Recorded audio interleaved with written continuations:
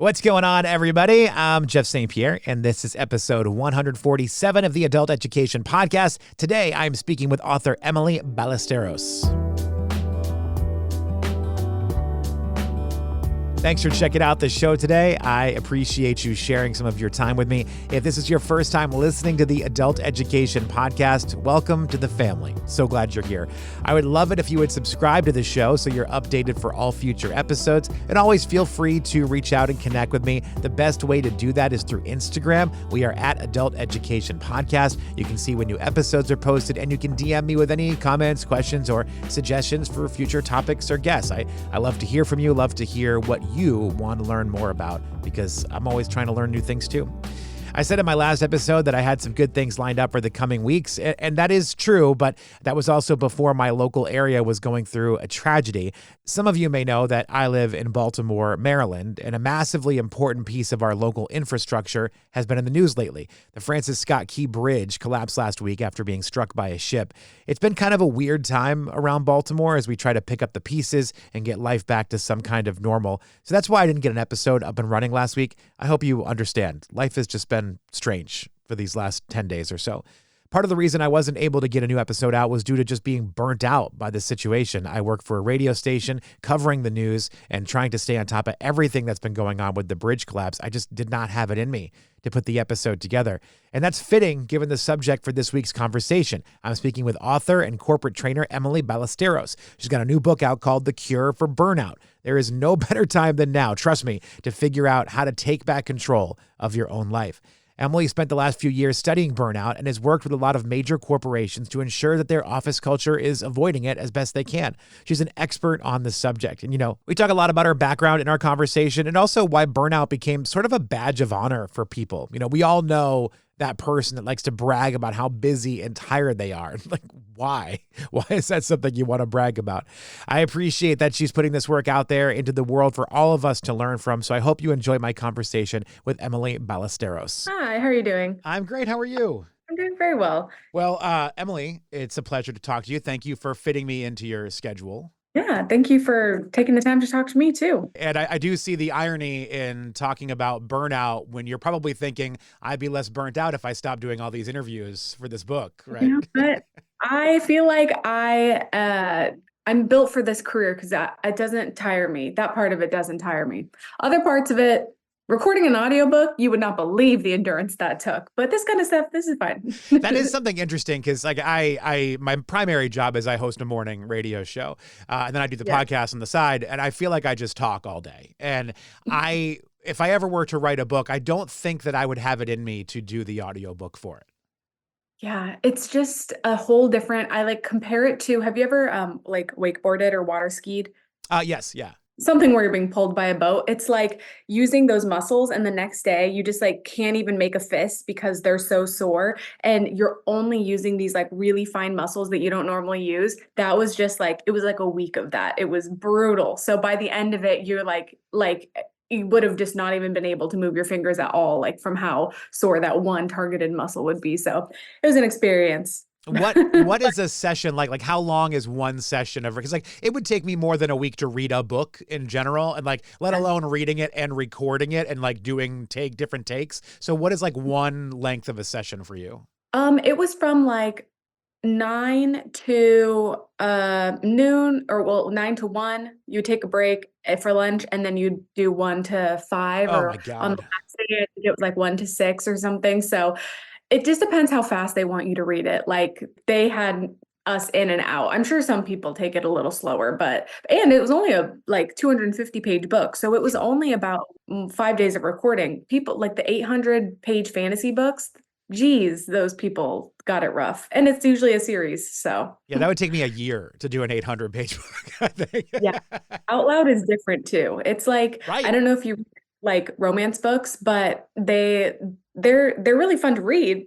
They're very explicit. Now I feel so bad for the people who have to read the audio in the studios with the producers on the phone and the sound engineer just listening from outside the booth. So they got it rough too. It's like when you hear actors and actresses saying love scenes when we're filming them are not fun. They are not exciting for us. So it's probably the same thing, reading a romance novel. It's not nearly as exciting as reading it out loud. Yeah. No, yeah. It feels like such a private experience when you're like watching a scene like that on TV or you're reading a scene in a book, but it's like not a private experience for it to be put together. There is a phrase, we'll dive into the book now. There's a phrase in your book that really struck a chord with me because I don't understand people that wear burnout as a badge of honor. And there's a phrase that you put in there that says, work is what you do, not who you are.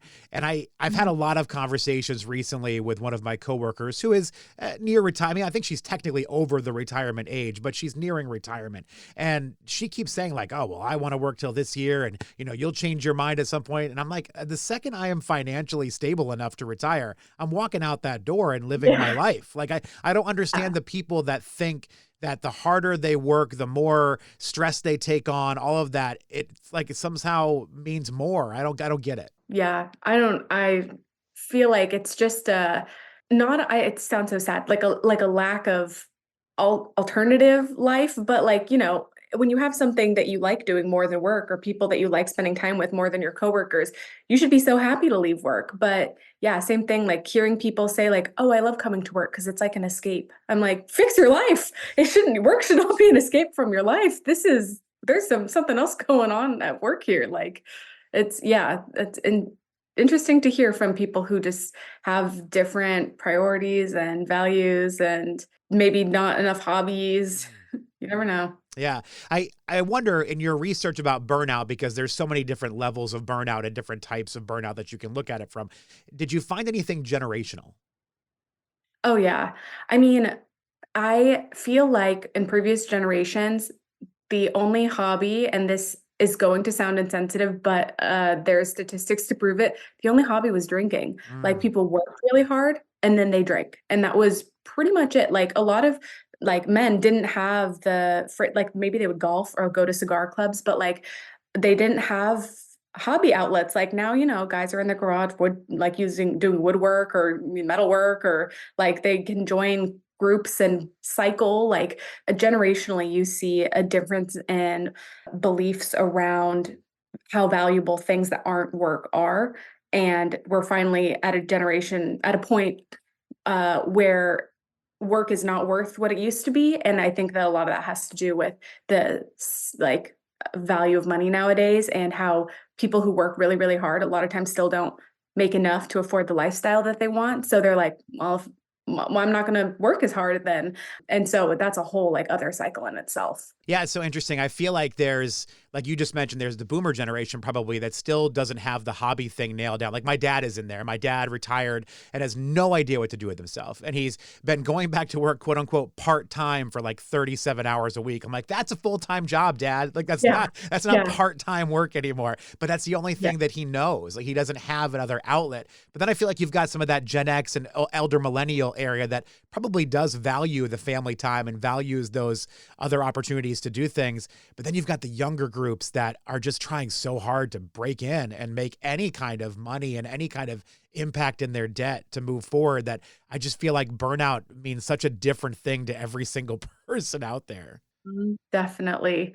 Have you gotten to talk about burnout with anybody else? And did they have anything to say about the generational differences? I haven't talked to anybody else about burnout. I saw your book come through and I was like, this sounds fascinating. Like I really want to talk to Emily because I just think this is such an interesting topic. I've talked over the years about time and what is your time worth to you and spoken to different people about that, but burnout has never really been a topic that's come up, although I think everybody does deal with it in some capacity. Yeah, definitely. It looks so different for everybody. And I feel like most people, like burnout just kind of became a trendy Mm. word during the pandemic. And before that, like when I experienced most of my burnout before it was trendy, you just feel really tired and almost like ashamed that you're so tired at whatever point in your career it is. Like, I shouldn't be this tired. Other people have it so much harder. Like, other jobs are so much harder. It's just like gaslighting yourself out of thinking you're as tired as you are. And so, yeah, nowadays whether it's burnout or it's just general exhaustion from overall stress, yeah, everybody I feel like is trying to put words to, why do I feel this way? I feel like I should feel better.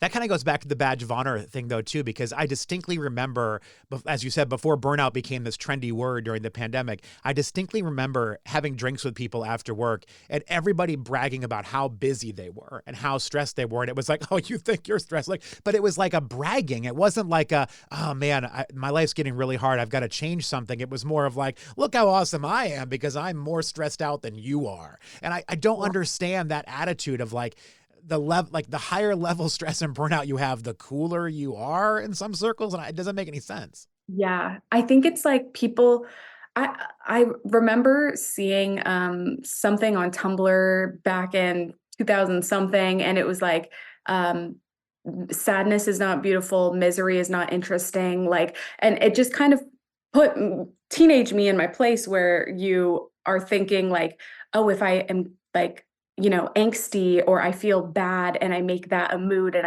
I am that way, like that's interesting and that's like I have something. And most people would rather have something than nothing and be like neutral. And so they'll lean into the bad just to have something or to feel something. And so like they want to be sad or miserable. And that and like you need somebody along the way to tell you like it's not cute that you have been miserable for so long. Like it would be better to be nothing than to be super super miserable. So let's get to neutral and then let's get to happy. And then usually there's like that big expanse between people who are going through it and then people who are really happy, and usually people end up creating distance with others who are super unhappy when they want to be happy because it like mood is contagious, and that's been proven in so many different studies that the people around you and how they feel and how they act ends up influencing you. So a lot of people like happy content people kind of fall into one bubble, and then over time that is more and more distant from like people who aren't having as good of an experience. I want to go back a little bit into how you found yourself in this because I find it fascinating that you were studying something that I've literally never heard of before, and I need you to explain this. But Yeah. industrial organizational psychology, please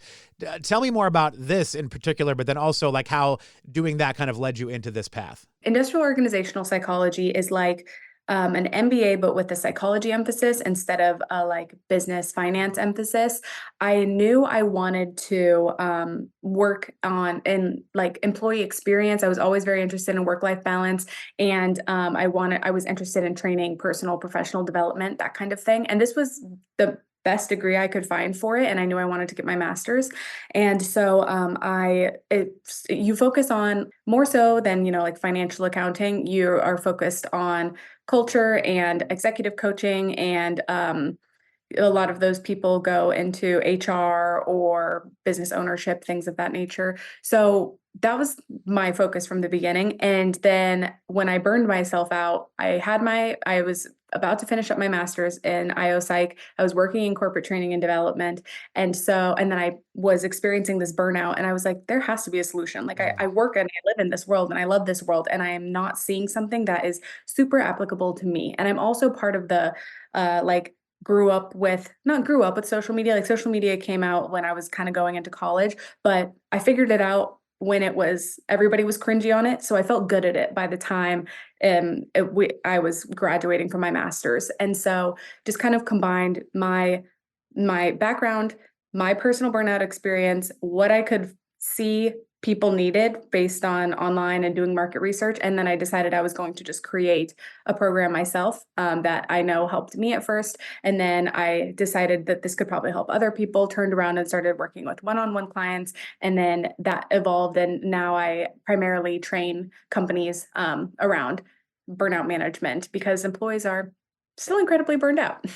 That is true. And I work for a major corporation here in the country that I will not name because I know they're very sensitive when I talk about them. But I find that a lot of companies, as much as they will talk the talk, they don't walk the walk. They want their employees, they'll send out the monthly emails. They want their employees to make sure they're taking the time they need, the work-life balance. But when it actually comes down to it, they're still calling you at 9, 10 o'clock at night, trying to get you to answer the phone, So it's interesting that you get brought in by some of these major corporations. And I wonder, like, do you feel like the impact is there? Like, do you feel like you're really impacting these folks and teaching them how to move forward? Yeah, I think that I believe in bottom up instead of top down Mm. approach. And I mean, it's really, really hard, understandably, for these organizations that, especially the really large ones, they could put a policy in place, but if they have bad leadership, they have bad managers, like it's not trickling down. One micromanager on the way down, like will stop that in its tracks. And so I like working with the individuals. And I feel like that makes a larger impact just as far as them determining what they want their relationship with work to be, what the culture of a small team could be. You can be a part of a disaster of an organization, but if you're on a really good team, Mm. that's a good enough employee experience for a lot of people to still stick it out. And so I see the impact on a person to person level. Organization wide, it's easiest to convey messages, honestly, when I get to talk to an entire company, and it happens to be a smaller company because every single employee is hearing it and they're sharing the language now, and it's not going to come out of left field if somebody brings up a certain type of boundary. But with the really big organizations, that's when it feels like, are you screaming at a wall? If you're talking to, thousands of people and half of them just have to be there because it's mandatory. So it just depends. But I would say for the most part, the individual is very receptive to making their life better. That's great. I mean, I think for me personally, I had to have a moment myself, and it goes back a few years when one of my acquaintances, one of my coworkers, if you will, that worked in a different market, was offered a job in Chicago, and for him to get that job, somebody else was going to have to get fired for him to take. And he knew that person personally. And I remember him relaying the story to me. And he said, look, I don't want this job if it means this person's going to lose their job. And the company said to him that if it's not you, it's going to be somebody else. And it was that Mhm. moment that I thought to myself, I was like, that's all of us. Like every single one of us. I don't want this to sound doom and gloom because I think, the world will continue. If one of us were to leave, the world continues no matter what the position is. But I think when you have that realization, it lets you understand that it's okay if you take some time for yourself. It's okay if Mhm. you don't respond to that email immediately. Like things are going to still function if you are not on it. Like, if your notifications on your phone, so you're getting every single update that comes through. Like, I think everybody kind of needs that self epiphany too. They can take all the information that you get and that may lead them to that epiphany, but they need that moment where they really like sit down and they see it. Absolutely.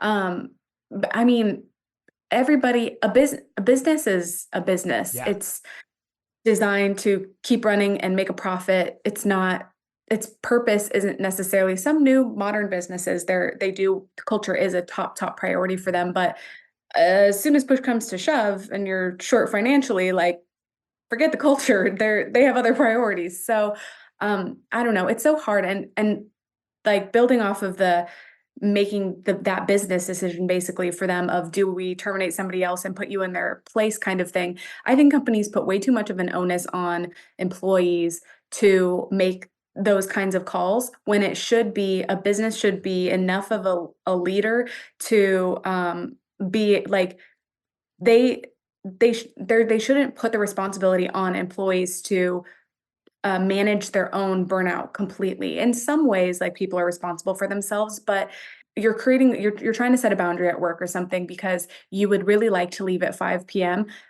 The company says, "Yes, leave at 5 p.m." They need to be telling everybody to, start logging off at 4:30, 4:45, like start wrapping things up and not be assigning them work that would require them to work later than 5 p.m. Like the business can't be in conflict with what they're telling people to do and how they're telling people to behave, and a lot of times it is.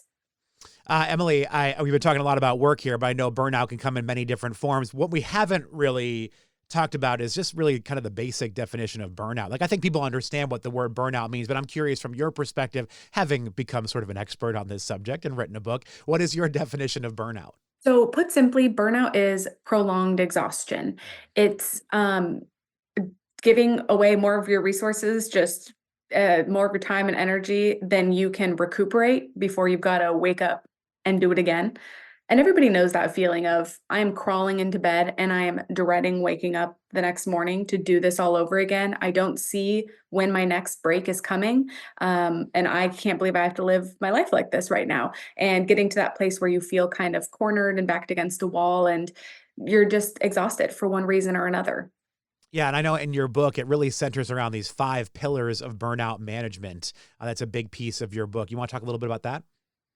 Yeah. So after doing a lot of market research, talking to as many burned out people as I could find. Which must They have been really exciting, right? Like, It was give me your honestly really easy. burnouts. Like, It was like I only had to make one post saying, "If anyone's burned out, can we talk on the phone?" I was looking for like, 10, 15 people. I got dozens of people willing to talk about their experience, and which was great because then you just get more and more intel from more and more industries. But yeah, so the 5 pillars are areas that come up repeatedly for them that they struggle with, and that if they were stronger would help prevent burnout, and that once they got better at, ended up mediating most of their burnout. And so those areas are mindset, time management, stress management, boundaries, and personal care.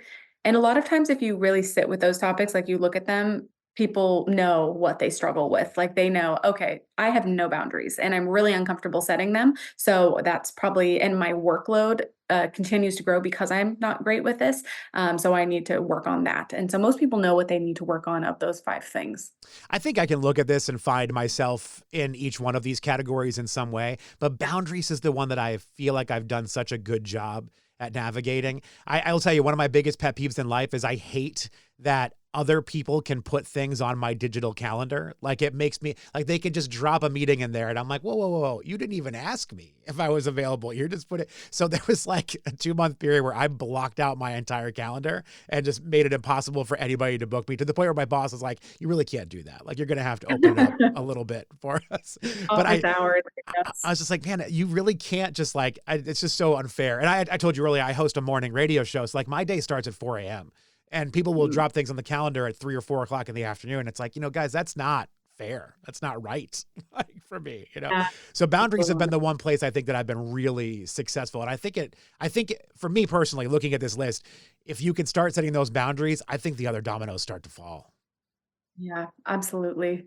And like in the case where you're describing, having to set a boundary because that would be such a long work day for you. That's usually boundaries people are setting are reasonable. And if you're in that meeting with your manager, showing them like your calendar and like these are the hours that I'm currently working, what can we do to, stick to these kinds of hours rather than, a 10-hour day, 12-hour day. And that's usually reasonable, assuming that your manager is reasonable. I know very well that a lot of managers are not and will be like, I don't care, make it work. But you're usually asking for something reasonable. And if you like your job and you want to stay at it, then you're not working against them. You're working with them because you want to stay. They want you to stay too. They don't want to have to backfill your role. So you're usually asking for something reasonable to keep you there, because not because you're just trying to be difficult.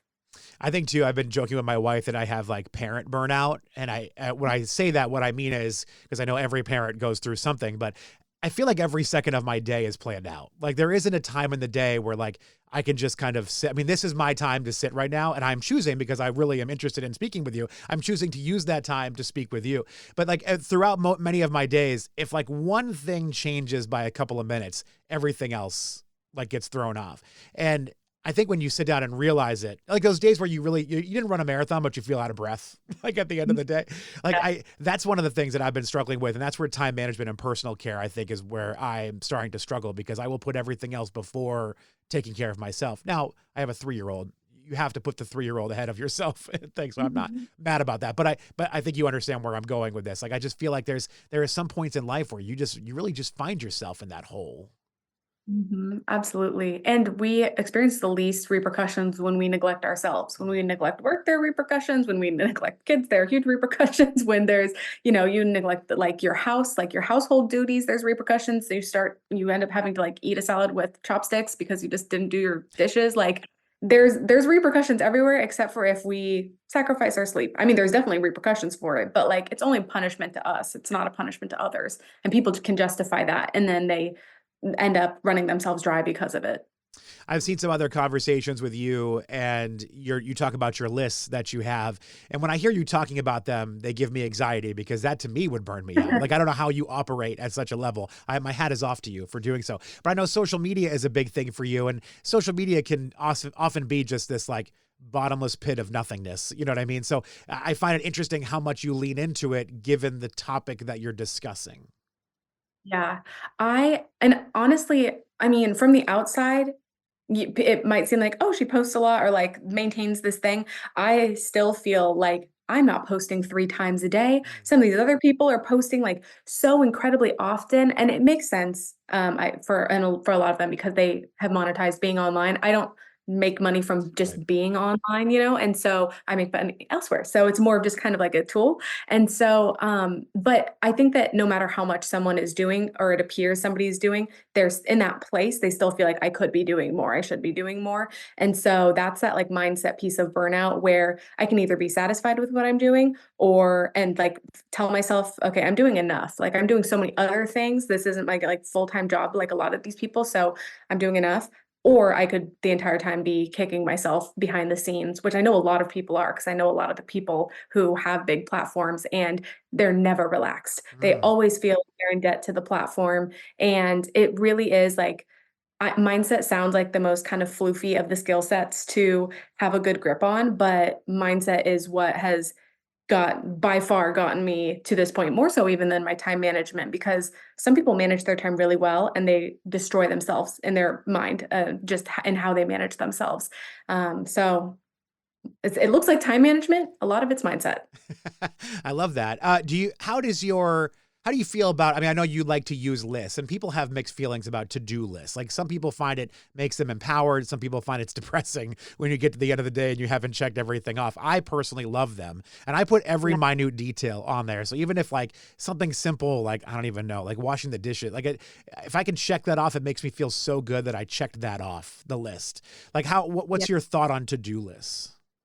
People can't see it, but I have my lists right here in front of me. Yes. And I have not just like my work list, I also have my life list, which is like things I know I need to prioritize in the day just to take care of myself, which sounds so like trivial, but it's like greens is on my list. I have my like greens here that I need to drink. Is that your And AG1 bottle?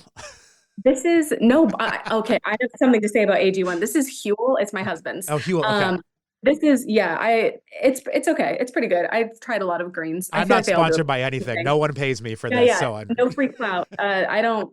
This is just around, so I'm drinking it. Not sponsored. I wish it was, but no. I am so curious about AG1's influencer budget, because when I see all these huge influencers drinking AG1, I'm dying to know. So if I ever get sponsored by them, I'll let people know what what they're sponsoring them for. But yeah, so I have and like movement, like later I need to either like walk on my walking pad while I watch an episode of The Walking Dead, or just like, I don't know, go on a walk outside or something. Like I put things down that I want. If it's not on the list, it doesn't exist, is like my mentality. mm. And so I know I'm putting my top priorities on the list and I know I'm getting to them, and whatever I don't get to, that's fine. I also just don't trust my memory that much. I don't know how people are like, oh, I need to go to the store and I'm just Right. going to grab, and they prattle off 5 things. I'm like, I would forget those the second I walk into the store. You need to write that down. When people don't write things down, maybe they just have a better memory than me. It's possible. I have to write the things that I have to do every single day. I still write down, because if I don't, I forget to do them. Like the daily tasks I have to do at work, I will forget to do them if they're not checked off.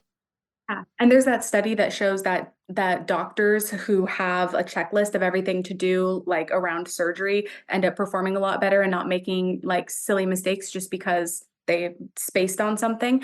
And so I just believe that lists make you, or even putting like a sign on the door, like keys, wallet, phone, glasses, or like whatever it is you need to bring, even like list for work, list for going to the gym, list for like wherever else you frequent that you need to bring different things.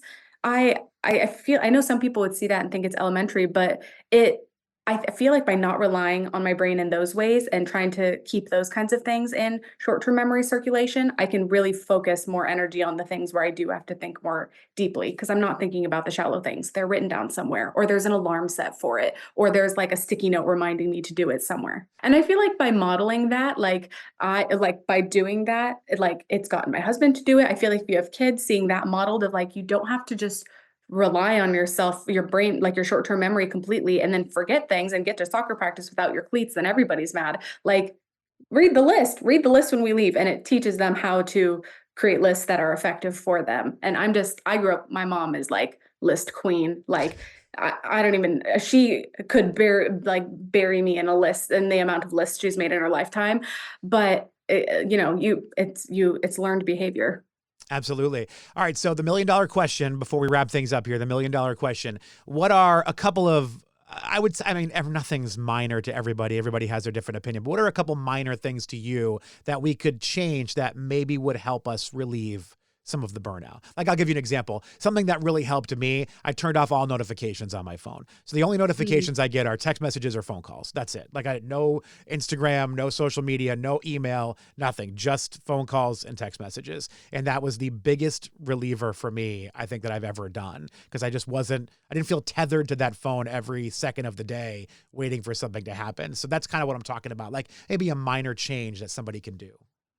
Yeah, that's really good. I like having the notifications off, especially if you're somebody who's opening your email before you've even gotten out of bed. That's like, you guys gotta, and I do that too. I'm guilty of that too. But every time I do it, I'm like, this is disgusting. I can't believe I'm reading emails in bed. This is not how I want to live my life. Like, I'm setting a terrible example. It's bad for the brand. I gotta get out of bed, at least brush my teeth before I read my emails. Geez. So if that's you too, I hope reality check to you as well.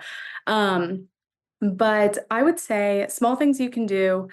Have a consistent sleep and wake time, especially if you're somebody who does the revenge bedtime procrastination, where it feels like at night is the only time nobody's asking for anything from you, nobody expects anything from you, and you end up on your phone or staying up doing a hobby that ends up compromising your sleep. So consistent sleep and wake time, if possible. And I know that it's so much more fun to be on your phone and it feels like finally have something for myself, but we need sleep more than we need, like, our poor bodies, they need sleep more than it needs to scroll online. I would say if you don't already spend time on an interest or a hobby, start small. Like, even if, like, I'll set a 20-minute timer to read and to, instead of, doing something else, because I love reading, but it's so hard to prioritize something like that. But by including that, even in a really, really busy day, it feels like my life still belongs to me in this way. And I'm still doing things that are of interest to me. My entire day isn't just responsibilities, because when your life is just responsibilities, that sucks. Like, that's not Yeah. fun. Nobody really wants to wake up to a full day of responsibilities. And we didn't used to have this many responsibilities. Life used to be simpler and it didn't feel quite as bad. And so you have to prioritize and fight to include even just like the small things that you do for yourself that make your life feel like you're still living it for you. I would say every single time you're asked something, reply with, "Can I check my calendar and get back to you?" You do not have to do it in that exact moment a lot of times. Give yourself the space to consider something thoughtfully and then circle back and let them know if you are available for that. Very rarely do we have to do everything in the moment. Or, like, even if you're just asked a question, like, "Can I just sit on that for a couple minutes and then get back to you?" Like, my brain is not ready to answer that right now. You can ask for some space and then come back and respond more thoughtfully. I haven't finished your book yet, but I know the end of your book, the last part is titled Making Life Livable Again. And I just love that phrase. And I hope that people do pick up the book. I hope people are able to find some inspiration in this. Emily Ballesteros, the book is called The Cure for Burnout, How to Find Balance and Reclaim Your Life. Thank you so much for doing this. Thank you for fighting the good fight and sharing your knowledge with us. Is there a place people should go? I know you're very active on social media. Where do you want people to go if they want to find out more about you? Yeah, so if you're on social media, my handle on Instagram and TikTok is Emily B. Ruth, EmilYBRuth. And from there, you can link to my website, which is just www.emilyballesteros.com. And then there's information on the book. I have a people-pleasing pamphlet. If anybody's a people pleaser, I can save you. And then I have, can like, save you. yeah, there is hope. I can make you the opposite of a people pleaser is not an asshole. There is so much middle ground there, and I can get you there. And yeah, so that's where primarily you can find me. I love it, Emily. Thank you so much for your time. Again, thank you for the book, and I wish you the best. Thank you so much. Thank you for talking to me today. Good luck getting that AG1 endorsement. I know, seriously. All right, I'll see you later. Bye. Big thank you to Emily Ballesteros for her time. Her book, The Cure for Burnout, How to Find Balance and Reclaim Your Life, is available now wherever you get your books. And thank you to all of you for listening today to the Adult Education Podcast. Until next time, be well.